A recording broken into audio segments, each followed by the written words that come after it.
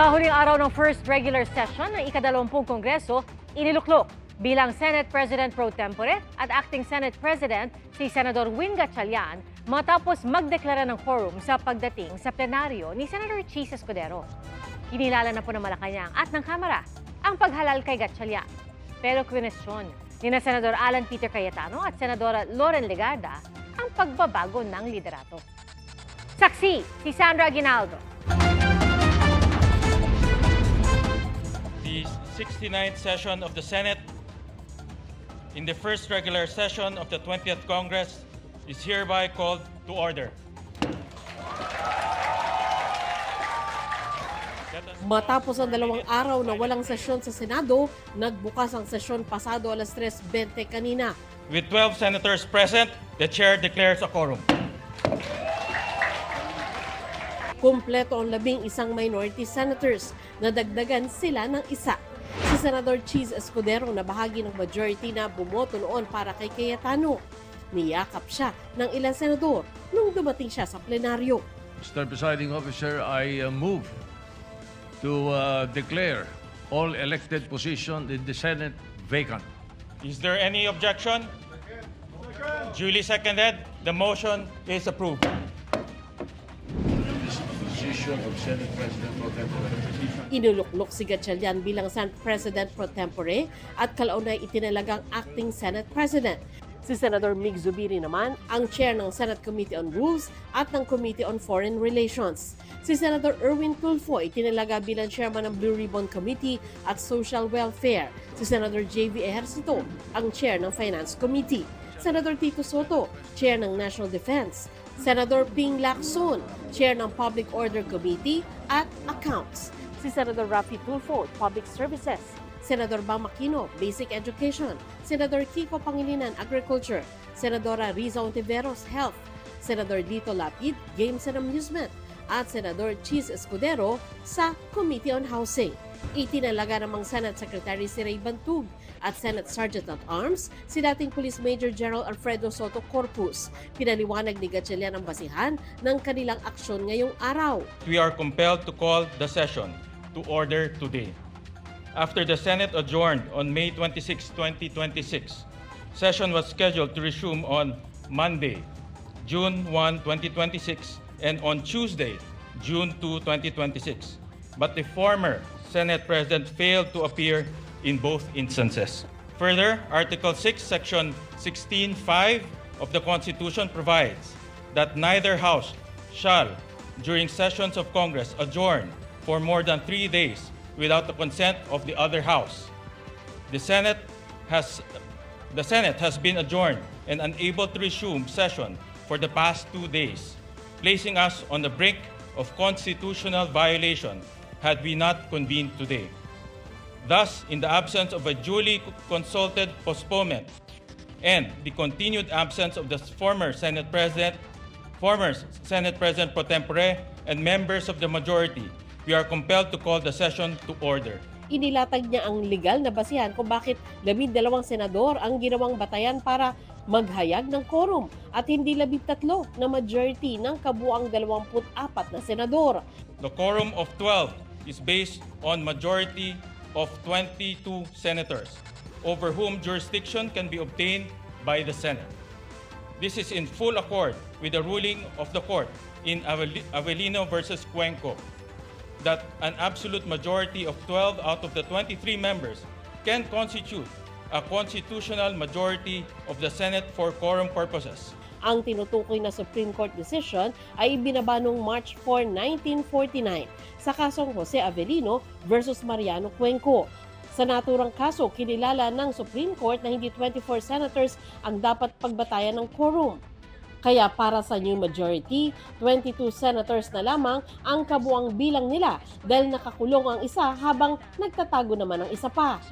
Binanggit din ni Gatchalian na dati nang nagdeklara ng quorum ng 12 senador lang ang nasa plenaryo.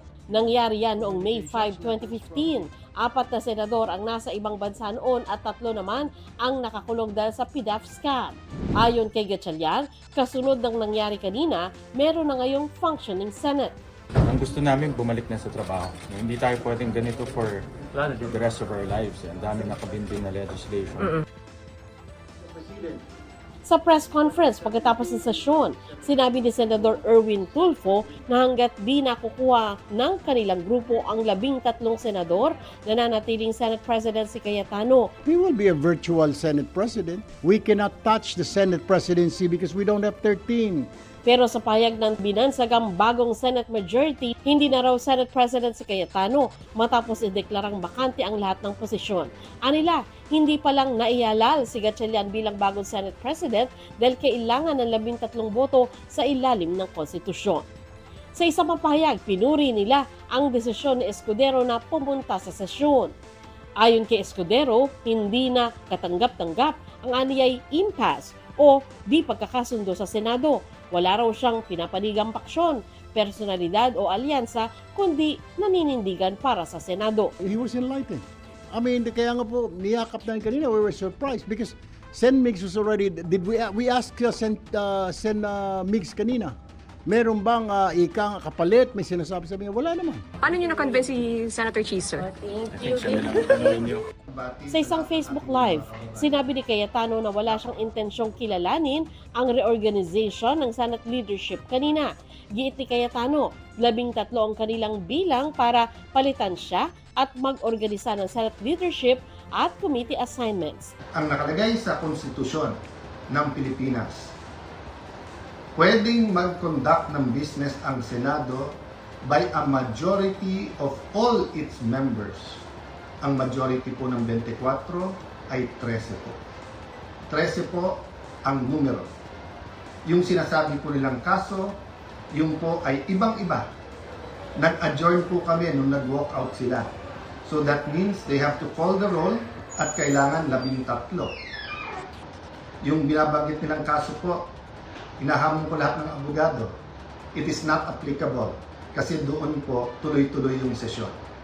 Tinigil tapos sinabing may continuing quorum po sila. Kung titingnan niyo po ang Rule 1 and 2 ng Senado na ayon to sa Philippine Constitution, para i-elect ang Senate President at ang Senate President Pro Tem or Pro Tempore ay kailangan po 13. So paano po nila alisin si Senator Loren Legarda kung 12 lang po sila? Giit din ni Senador Loren Legarda, hindi legal ang paghalal ng Senate President Pro Tempore kung kulang ang 13 boto batay sa Senate rules. Ang pansamantalang absence daw ng ilang miyembro hindi dahilan para baliwalain ang kanilang mandato. Sabi ni Cayetano, hindi siya pwedeng palitang presiding officer. She or he shall only become acting president in the case of subsection C, which says, in the event of resignation, hindi po tayo nagre-resign. Removal, hindi po nila ako naalis. Death, buhay pa naman po siguro ako, hindi po AI to. Hindi po AI ang kumakausap sa inyo ngayon, buhay pa ho ako. Absolute incapacity, siguro naman po nakikita nyo, nakakapag-isip po ako, nakakapagsalita po ako. So wala pong ground para magkaroon ng acting president. Senator Win, Lucian, ingat kayo dyan. You're playing around with fire. This is not just about the Senate. This is about the Philippine Constitution. Ang venue dapat, ang proper venue ng debate sa plenaryo. Monday hinintay namin sila, Tuesday hinintay namin sila, kanina hinintay namin sila. Sa Facebook naman siya nag-i-speech. Nagpaabot ng pagbati kay Gatchalian si House Speaker Boji D. Sabay sabing mahalagang tungkulin ang pagiging acting Senate President. Ang palasyo, inirerespeto ang pagbabago sa liderato ng Senado. Ang nangyari sa Senado ngayong hapon ay naaayon sa batas at rule of law. Kinikilala at nirerespeto ng palasyo ang desisyon ng bagong mayorya. Ako si Sandra Aguinaldo, ang inyong saksi. Iginiit ng bagong talagang chairman ng Senate Blue Ribbon Committee na si Senador Erwin Tulfo na ipagpapaliban sa Lunes ang pagdinig sa flood control controversy. Pero giit po ni Senador Alan Peter Cayetano, tuloy ang nakaplanong pagdinig bukas. Saksi, si Ian Cruz. Bukas sana ang nakatakdang pagdinig ng Senate Blue Ribbon Committee sa ilalim ni Senadora Tia Cayetano bilang chairperson. Nagpulong na nga raw para rito sina Senador Alan Peter Cayetano at Senador Rodante Marcoleta. 34 ang inimbitahan kabilang sina dating House Speaker Martin Romualdez, mga aide ni dating Congressman Zaldico at dating Bulacan DPWH Assistant Engineer Bryce Hernandez. Gayon din ang 18 nagpakilalang sundalo na inutusan umanong mag-deliver ng pera sa ilang personalidad. Ang pagdinig ay kaugnay pa rin ng flood control scandal. Series of hearings to. Pag naumpisahan po natin bukas, nandyan na yung momentum. Huwag po kayong kukurap. Baka ito na po ang pinakahuling pagkakataon na ang katotohanan, ang katwiran ay mananaig. Kagaya po na sinabi ni SP Alan, lahat po ay gagawin nila para patuloy na pagtakpan ang isang issue na kayong lahat ay may kinalaman sapagkat pera po ninyo ang ninakaw nila. Ayon kay Senador Alan Peter Cayetano, dahil sa pagdinig, kaya gusto raw agawin ng grupo ni Senador Tito Soto ang chairmanship ng Blue Ribbon Committee. Kaya umano hindi sumipot sa sesyon ng mayorya ay para mapigilan ito. Pero kaninang hapon, kasabay ng pagdedeklara ng Senado ng quorum, napalitan din ang chairmanship ng mga komite. Ang Blue Ribbon Committee napunta kay Senador Erwin Tulfo. Ayon kay Tulfo, tuloy ang pagdinig ng komite pero hindi na bukas, kundi sa Lunes na. There will be a Blue Ribbon Committee hearing on Monday. We are just moving the scheduled date from tomorrow to prepare all members. Matter of fact, I declare and I manifested that all members of the Senate, be in the majority and the new minority now, they are all members of the Blue Ribbon Committee para wala pong masabi na ika nga may hokus-pokus. Git ni Tulfo, hindi naman nila hinaharang ang naunang itinak ng hearing ng Blue Ribbon bukas.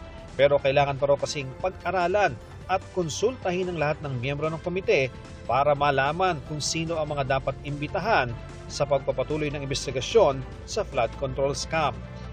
Ginon na rin ni Tulfo ang ginawa ng paksyon ni Cayetano sa pagdesisyon at pag-imbita sa mga resource person. You do not give it out to the media. You give it to the members first. Ang nangyari po kanina, yung lista na sinasabi nilang invited sa Blue Ribbon, hindi po dumaan sa tamang process. It should have been given first to the members para kung may idadagdag, may ipapabawas doon, sabihin hindi, wala ito.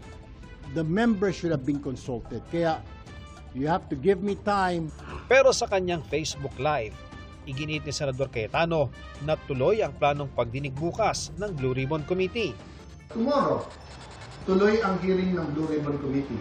I am still the legitimate, legal, moral Senate President of the Republic of the Philippines. There is still functioning committees. We have to hear the testimonies. Invited po, pati po yung mga gumawa ng illegal ngayon. You can try to stop us, but you will be stopping the Filipino people. Kaugnay niyan, naglabas ng memorandum si Cayetano sa lahat ng opisyal at tauhan ng Senado na tuloy ang pagdinig ng komite bukas. Pero naglabas din ng notice si Senador Erwin Tulfo para ipaalam na postponed ang pagdinig. Ako, si Ian Cruz, ang inyong saksi. At kasunod po ng pagbabago ng liderato ng Senado, iniutos ni Acting Senate President Win Gatchalian na work from home ang mga tanggapan ng Senado bukas. Yan po ay para mapreserba raw ang neutralidad ng burokrasya ng Senado. Wala raw official business na nakatakda bukas upang bigyang daan ang pag-aayos ng mga komite. Samantala, sa ibang balita, nabalian sa paa ang isang rider matapos sumalpok ang minamanehong motorsiklo sa pick-up sa Bulacan. Ang nahulikam na disgrasya sa pagsaksi ni Jamie Santos. Wasak na wasak at hindi na mapapakinabangan ang motorsiklong ito matapos sumalpok sa isang pick-up nitong Linggo ng gabi. Sa CCTV footage na nakuha ng GMA News, makikita ang isang tricycle na sinusundan ng isang pick-up sa kahabaan ng National Highway sa Barangay Guyong, Santa Maria, Bulacan. Mabagal lang ang kanilang takbo hanggang sa huminto ang tricycle kaya naman nagpreno ang kasunod na pick-up. Maya-maya, makikita ang humaharurot na motorsiklo hanggang tuluyang sumalpok sa pick-up. Sa lakas ng impact, bumagsak ang rider. Sa inisyal na investigasyon ng Santa Maria Municipal Police Station, rider ang may kasalanan sa insidente. Kung mapapansin niyo sa video, ang pick-up po ay medyo dahan-dahan at pumreno na. Samantalang ang rider natin ay dire-diretso at wala hong bakas ng paghinto at pagpreno, paggamit ng preno. Ang kalsada ho kasi natin doon, ma'am, may marami pong traffic jam po doon. Hindi ho ganun dapat kabilis magpatakbo po doon. At isa pa, may mga ibang ginagawang kalsada. Kaya ho, kung mapapansin nyo din po sa video, talagang ang makikita natin at malinaw po na ang may pananagutan ay ang mismong rider natin. Agad naman daw na itakbo sa ospital ang rider at kinailangan sumailalim sa operasyon dahil sa bali sa paa. Nagtamo rin siya ng sugat sa noo. Nagkausap na raw ang dalawang panig at lumagda ng kasunduan sa barangay. Paalala naman ng mga otoridad sa mga motorista. Maging matalas po ang ating isip, tignan po natin na maayos po ang ating pakiramdam bago po tayo humawak ng manubela o sumakay sa anumang motor. At magsuot po ng protective gear, lalo na po yung helmet, yung full face helmet po, para yun po ang magliligtas sa ating buhay. Ako si Jamie Santos, ang inyong saksi. May bawas presyo po sa LPG ngayong Hunyo. Bukas magpapatupad ang Solay ng 5 piso kada kilong rollback sa bawat regular na tangke ng LPG. Katumbas po yan ang 55 piso na bawas sa kada tangke. At ganyan din po ang bawas presyo ng Petron na sinimula nilang ipatupad kahapon.